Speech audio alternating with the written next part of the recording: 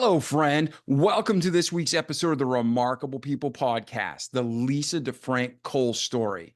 This week, you're going to get encouragement from Lisa when she grew up in Appalachia. She went from poverty to being a professor at a university. Now, all over the world, poverty, different words have different connotations, they have different levels. But within America, Appalachian poor is pretty poor. And she talks about how she persevered. She talks about how she used past successes to build on the future. She talks about delayed gratification, and she talks about leadership and moving forward, not just with her own life, but how she is speaking now and working towards helping other, specifically women, grow and flourish. So this episode is entertaining, encouraging, and as Lisa's talking about perseverance and staying the course even with difficulties, internet drops out. So what she do? She jumps back on her phone and we reconnect through the internet via Verizon or whatever service carrier she uses. So she practices what she preaches. This is a great episode. It's shorter than most. It's encouraging, some great quotes in it. And from there, hopefully you can take it and, like our slogan says, not just listen to great content, but do it. Repeat that good each day so you can have a great life in this world and eternity to come. So right after this short commercial from our amazing affiliate, a remarkable affiliate, check out Lisa's story. And I can't wait to hear it, how it not only encouraged you, but how it changed your life for the better. Enjoy. I'm excited to announce my all-new mattress topper.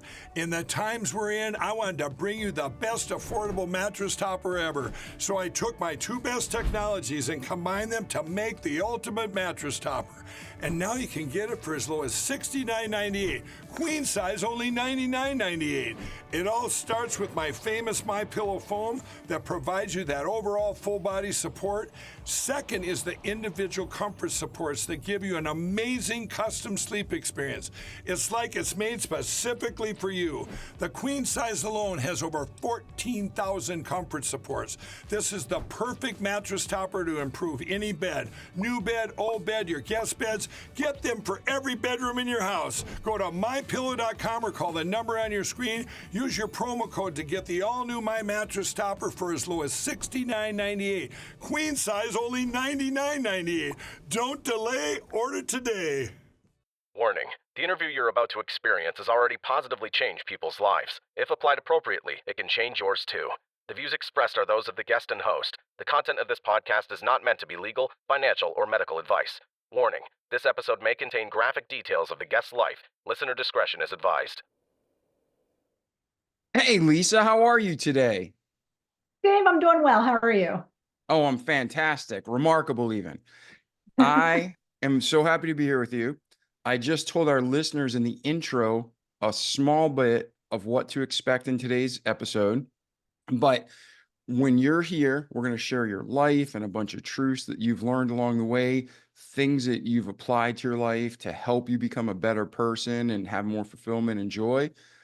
But if you were to guarantee somebody listening right now that if you stick with your episode, the entire half an hour, hour and a half, whatever it is, what do you guarantee they're going to walk away with? They can start applying to their life today and have, a more victorious life. I would say it's the benefits of delayed gratification. I'll give you a lot of examples how I've experienced that in my own life. And I hope that it can be applied to the listeners in your audience. Nice. Yeah. Delayed gratification in our society is a foreign thought, right?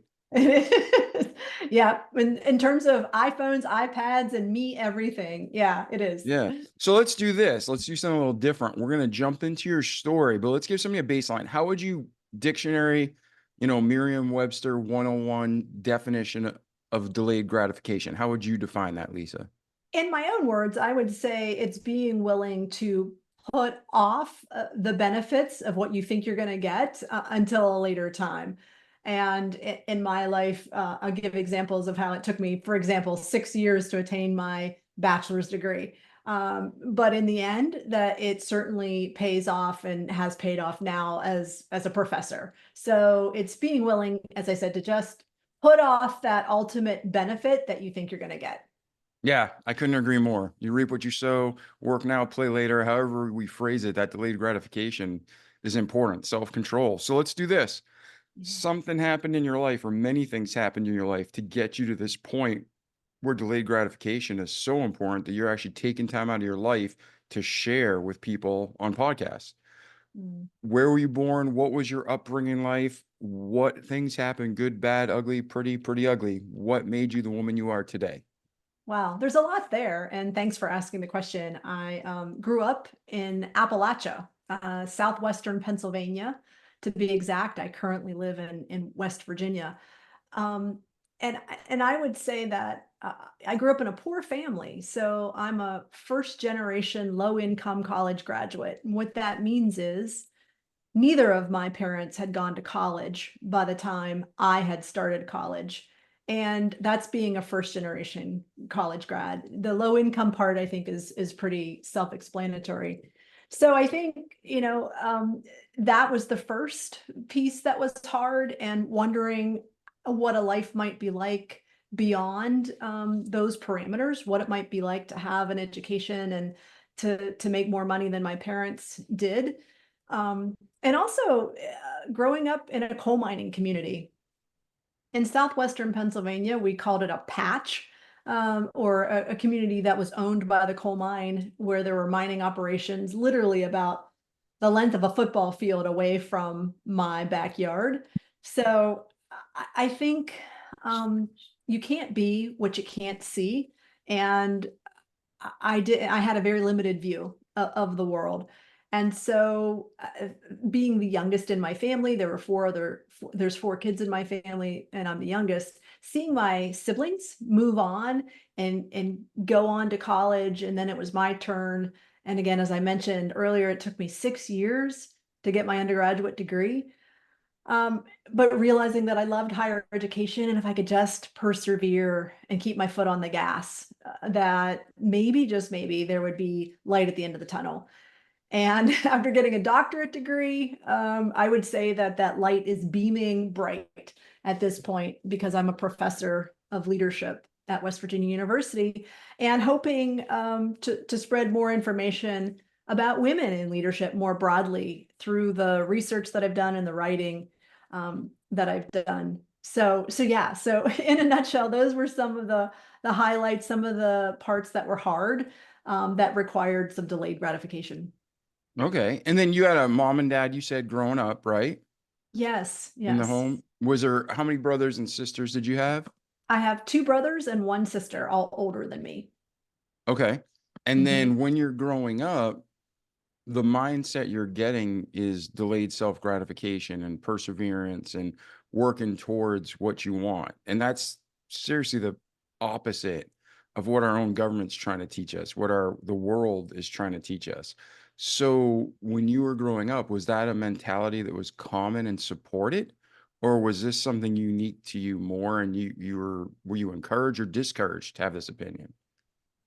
All of us had it, even my parents, because, and it wasn't something that was said as much as it was lived. We recognized that my parents didn't have the funds to kind of go buy us something immediately, or if you got a hole in your pants, you weren't going to get a new pair. So you had to be very careful about whatever it was that you had, any of the items that you might have purchased, that it had to last. And my father never had a credit card. He's deceased now. He would have been in his 90s, but he believed in paying cash for things, which took a heck of a long time to save up to buy a car, for example, or a truck. And so it was, if you just keep saving and keep your eye on the ultimate goal, eventually you'll get there. And for us, we were fortunate enough, we didn't have major illnesses or things that could cause somebody a catastrophic life event, so the plan worked, cutting coupons and saving money. And, my dad was able to buy, a vehicle, or just, keep studying in school. and eventually you might get accepted to college, you might get to go. And so that's why I say it wasn't a message that they said explicitly with words, but with deeds. Yeah. And that's more important. Actions speak louder than words, right? I think so. Yeah. Yeah. The Bible says the talk of the lips tendeth only to penury. Means talk's cheap. You got to do what you say. So, okay. So now what about your community? Was that the mentality, or were you guys kind of the exception? Yeah. Again, my family, I had other family members living in this coal mining community, and I think they did things similarly, but that wasn't true of everyone, of course. And yeah, seeing other kids get a swimming pool, for example, in their backyard, one of those little 3 foot kind of jobs, a little tiny swimming pool or something. It was kind of like, wow, I really would have loved to have a swimming pool, but it wasn't a part of the plan. So it's like, well, you're not going to get a swimming pool, but you might get a couple new outfits for school in the fall of the year. And so yeah, it was pretty tough. So yeah, I think our family was unique in that regard, and trying to think for the long term. Nice. And then so you go through school, high school, you get out. Did you end up going to college immediately after? You said it took you 6 years, but what was the timeline like there? Yeah, I was fortunate. I did get to go straight away. Right after I graduated high school, I went to West Virginia University, which was only about 45 minutes from where I grew up in Pennsylvania. And my sister went there. I only applied to one school, West Virginia University, and it's because my sister was there. Again, I didn't have that luxury. I mean, it costs money to apply to colleges and universities, and it just seemed like, well, I didn't know much about them, but surely there'd be something I could find at WVU to study. And so yeah, I did. I went and I lived on campus and changed my major. I thought I was going to be an engineer until I took the math placement test. Oh, yeah. And they said, no, I don't think you have the math background to be an engineer. So I took some general ed classes and then found landscape architecture. And again, after my junior year in landscape architecture, I got a D in one of my classes, and I couldn't repeat that class until the following year. It was only offered once a year. So that set me back yet again. And so I just could have quit at any time and said, what am I doing here? I'm not college material, which those thoughts did go through my head. But ultimately, it's like, just keep going, just keep going. And after 6 years, I finished my undergrad degree and realized that I liked higher ed so much that I wanted to stay in some capacity, and then switched kind of fields, left landscape architecture behind, and moved into higher education leadership or higher education administration as a field. Okay. And so if someone leaves primary school or high school or wherever they are in the world, whatever they call it, and they go to university or they go to college or they go to the career path, perseverance is something that it's the core of who we are. It's the character, it's the integrity, doesn't matter what people say, it doesn't matter what's going on. This is the goal, this is the vision, this is where I'm heading. And then sticking to it, reverse engineering the plan and making it happen, right? So looking back now, what are the things that allowed you to be successful and not quit during that time period? I think hope. They say hope springs eternal. Faith, hope, and love, kind of abide. And I think that idea of hope was promised for the future. And my father would routinely say, plan your work and work your plan. It's a very simple kind of saying. And what he meant by that was, do things in small pieces, one at a time, and you'll eventually get there. So yeah, I guess it was just hope above hope that it would work out. And I guess as you see small things work out, then you look back and say, when I did that other thing, or I ran a race. So again, because we were poor, I wasn't allowed to be in school activities. Kids are in the band or basketball or whatever they might choose as a sport or activity. And I didn't do any of that. I wasn't allowed. We didn't have money to buy the uniforms or what have you. And so I would run. I lived in a rural area and I would just put on a pair of sneakers and run. And so that became the thing that I did. And I would run community races. I'm sure every community has a, fundraiser or race or run, in their area. And so there was one called the Mount Summit Challenge. And it literally was running up the side of a mountain in outside of Uniontown. And I registered for that and I won in my age group that race. And I wasn't on the track team. We didn't have one. I wasn't on the cross country team. We didn't have one of those either. But it's just, I would run on my own and trained, and that's how I got better. And so I think looking at that event and saying, well, wait a minute, if you stick with something, the results can pay off. So using those past examples to hopefully get to future performance was the hope that I needed to push on. So you built off the fundamentals. You built off the victories you've seen, the landmarks. You built off that success. That's smart. That's right. And I think all of us could do that as we look at our lives. And David, I'm sure you could too, thinking, how many podcasts have you done, before you did your first one, what did you do before that you've succeeded at and that you knew that this was going to be a success if you put your mind to it. And so I think that's something that we can all do is look at those past successes in our lives and remember that we'll move ahead and because we have been successful in the past. Yeah, past victories. So the people out there who are like, man, I really want to do this, but it hasn't been going well. Like you want to get a college degree. It didn't go well. Your engineering test said you couldn't do it. Doesn't mean you can't, but the test said at that point you weren't ready. Then you go into landscape architecture and design. That wasn't going well. No. No. So what do you recommend to the people listening now? There's a fork in the road in your life at that point, in our lives every day, there's forks in the road. What's the fork difference? How do you discern, or how did you discern between endure or, hey, let's change course and try a different major or different career path? I think it's looking at the ramifications of what if I didn't press on and get my degree? What were my options going to be?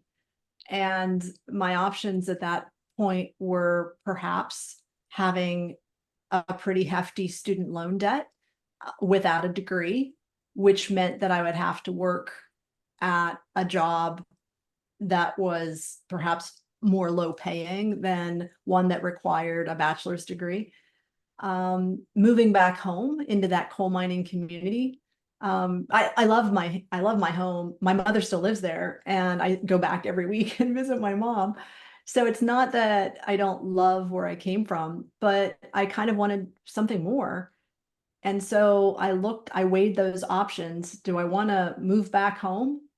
And possibly work at a job that I wouldn't provide me kind of that future that I hope for, or stick it out, even if it took me more time to get there. And, poverty is a powerful motivator for me. And so, and literally it was, poverty really motivates me and still does. The fear of like, wow, could I continue on and have that hope for a brighter future? So yeah, those were some of the forks in the road for me.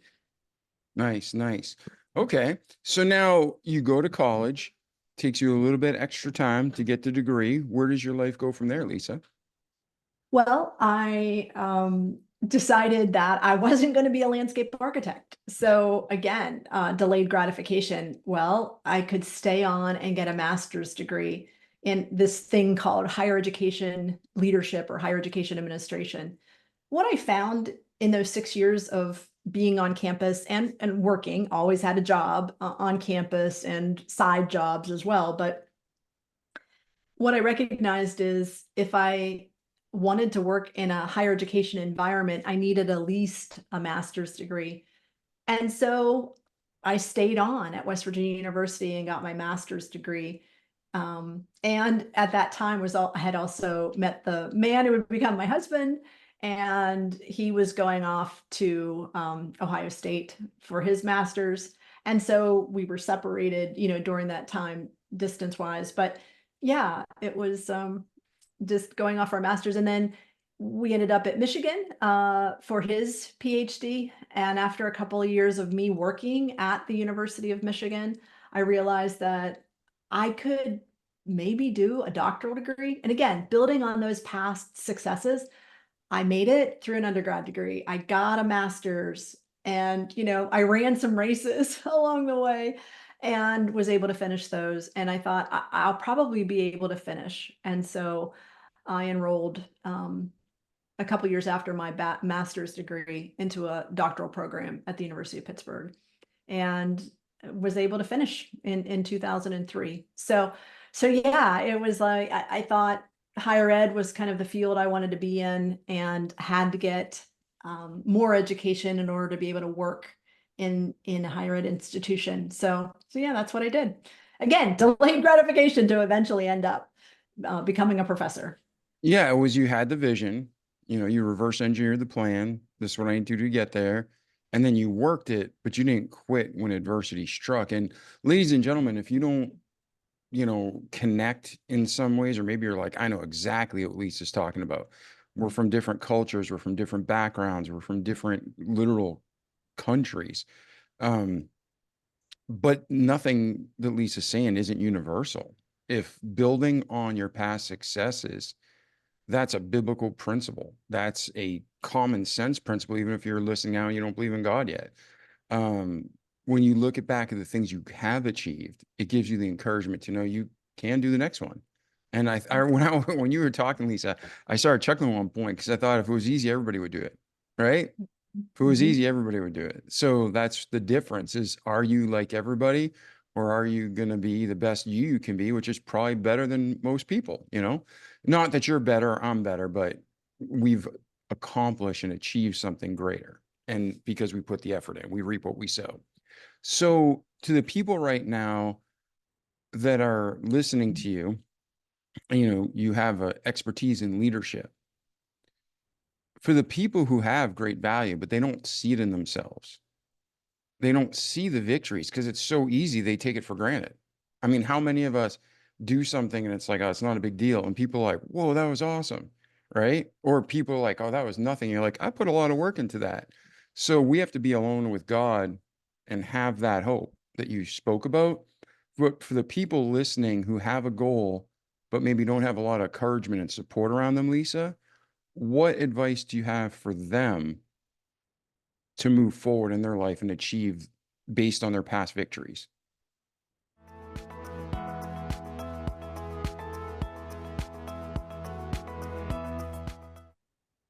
Ladies and gentlemen, we had a small technical glitch. Lisa and I discussed if we should just, cut and paste. You never would have known the difference after post edit. However, we're talking about perseverance, right? We're talking about sticking to it. So did Lisa say, she's a leadership expert when the internet dropped? Did she quit? No. Did she say, let's postpone this? No, we got it worked out and now we're back. So Lisa, thank you for practicing what you preach. Oh my gosh, David, that was a crazy time. And my neighbor just said, "Is your internet on?" She sent me a text message. I'm like, oh my gosh, I'm in the middle of a podcast. You're not going to believe this. So, All right. Evidently it's not just me, but it's on my street that the internet went down. All right. Well, let's go quick because we don't want to rely on anybody but God. So we are going to go back to the question. Right now, you have people all over the world, 130 plus countries, all different cultures, all different demographics, men, women, ladies, gentlemen, right? What advice do you have for them to look back in their lives, look for those successes, whether they feel they're small or huge? What's the process that you can walk them through to harness the power of past victories for future success? Look for those small successes, and we all have them. Sometimes our minds will take us down a rabbit hole and tell us we're not worth it or we're not valuable enough, or we're imposters, or we can pick any number of words that to describe that feeling of inadequacy. But there are still some small victories. Claim those victories, and then success begets success. Keep building on those small victories. And before you know it, those smaller victories end up being middle-sized victories, and then they're really large victories. And I can say, I wrote a textbook with a co-author from California. She and I wrote one of the first textbooks on women in leadership. And it just is astounding to me, because people like me, first generation, low income college graduates from Appalachia who grew up next to a coal mine, don't usually write textbooks that are used in college. So I feel like as I looked back on those successes, those smaller victories, it allowed me to be able to have the wherewithal to actually do a big project like write a textbook. And same thing with running. Those smaller 5K races turned into a marathon, and I've run a marathon. And so it's building on those smaller successes one at a time. Beautiful. And then today, where are you at today, Lisa? And where are you heading next? So you just helped our listeners, if they wanted to get in touch with you, continue the conversation, learn more, what's the best way to reach you? Where are you at today, and where are you headed next? Well, thanks. It's DeFrank-Cole.com is my web address. And I am currently a professor of leadership at West Virginia University. It's a Research One land grant institution. And I enjoy giving back to people, to the institution that gave me so much, gave me my start in Appalachia. And I hope to continue the conversation with audiences outside of academia. Students kind of just show up to the classroom right now, and I don't have to do much to promote or do PR. But I think to kind of get this voice, or the knowledge about particularly women in leadership, which is my research area, to a broader audience, I need to do stuff like this. Do a podcast, reach a different type of audience, because I've seen a gap in the mainstream media and literature where there's just not enough scholars of women's leadership actually speaking about the subject. So I want to bring attention to women in leadership. And so I would love to speak at corporate events, leadership conferences and retreats, other things like that, where I can share research-based knowledge about women in leadership in, I hope, an approachable manner for audiences outside of academia. That's where I hope to go. Beautiful, beautiful. So, ladies and gentlemen, we'll put a link in the show notes. And like Lisa said, her passion is with women in leadership, but the same fundamentals that work for women work for men, and vice versa. So if you're looking at your life and you're looking at the goal you have, you don't quit. You keep work, like her dad. I love that. I use that all the time. Plan the work the plan, right? You have the goal, you reverse engineer the plan, you commit to it, you make adjustments along the way, but most of it's just determination, grit, and hard work, right? Lisa, am I wrong? You're the expert on leadership there. It does take a lot. Now, I will say sometimes things happen to people that's hard to overcome. But for most of us, yeah, it's the hard work and perseverance that pays off in the end. Yeah. And then though, on that point, the people who have the worst situations, it's true, like 98 out of 100 times they quit, and people understand why. But when you're that 2% that doesn't quit, the David Coggins of the world, and men and women who just said, no, I've had enough, I'm going to keep fighting. Those are the people that really change the world. So hopefully, if you're listening, this is going to be a catalyst for you to love God more, know he loves you, and you're going to be used to change the world if you just don't quit. Literally just don't quit. Did you ever read about Ben Franklin, but more so Abraham Lincoln? Do you like Abraham Lincoln? Of course. Who doesn't like Abraham Lincoln? Well, actually, you know what? I think he's probably the greatest president. I got Washington, Reagan, Lincoln. But when I think about Lincoln, the guy failed and failed and failed and failed everything in his life. He died thinking the Gettysburg Address was his biggest failure. And it's studied around the world as one of the greatest speeches of all times, right? He wrote it on the train. And then he died. But yet that guy was used to God because he just kept persevering. And he didn't have a lot of support, especially within the home. So, so that is a great, to me, illustration of a human such as yourself, that you just keep pushing forward. You just keep pushing forward and you're making good decisions along the way. So I guess with that said, again, I'm being a little, I'm kind of moving things along faster just because I'm afraid the internet's going to cut. But any final thoughts, anything you want to share about your life, or any encouraging words to our listeners before we end the episode for today?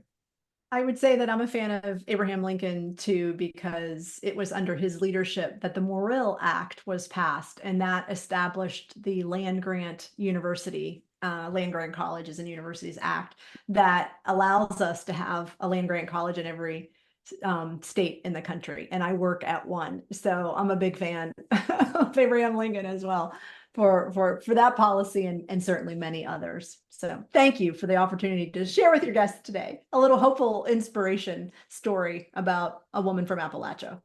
Yeah, and I'm thankful to have you here today, Lisa. And ladies and gentlemen, like Lisa said, like our slogan says, moreover, like God says, whether you believe the Bible or not, read it. You'll never find a flaw. It's all accurate. It lines up with the greatest business people in the world, because they're really stealing the concepts from the Bible. But don't just listen to great content. Do it. Do what you heard Lisa say that's good for you. Repeat it each day. Be consistent so you can have a great life in this world, but more importantly, in eternity to come. So I'm David Pasqualone. This is our remarkable friend, Lisa DeFrank-Cole. Lisa, thank you again for being here today. My pleasure. Thanks, David. Awesome. Ladies and gentlemen, check us out in another episode. Share this with your family and friends. Like us, rate us. You know what to do. You help us. It encourages us. It keeps us on the air. But another great thing is, don't forget to shop our sponsors like MyPillow.com. MyPillow.com, use promo code REMARKABLE. You get 30 to 80% off everything you order. Literally amazing stuff. I have a house full of it, not because they're my affiliate, but because I love it. And you're going to sleep better. You're going to save a ridiculous amount of money. You're going to help an American company. And then our podcast gets a piece of it. So we stay on the air to bring you great guests like Lisa and more. So enjoy. Go to mypillow.com, promo code REMARKABLE. You go to jasper.co, get the best air filter for your house I've ever had. And so many more discounts are available using our promo code REMARKABLE, and you can find them on the website. But Lisa, hopefully you have a great, remarkable rest of the day. I can't wait to hear our listeners tell us that they picked you up for a speaking engagement and how it went. And I hope you have a fantastic day. Ciao. The Remarkable People Podcast. Check it out.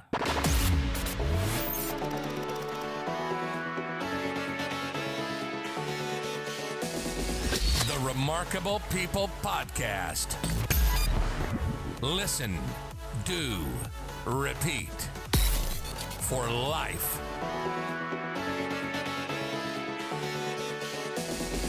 The Remarkable People Podcast.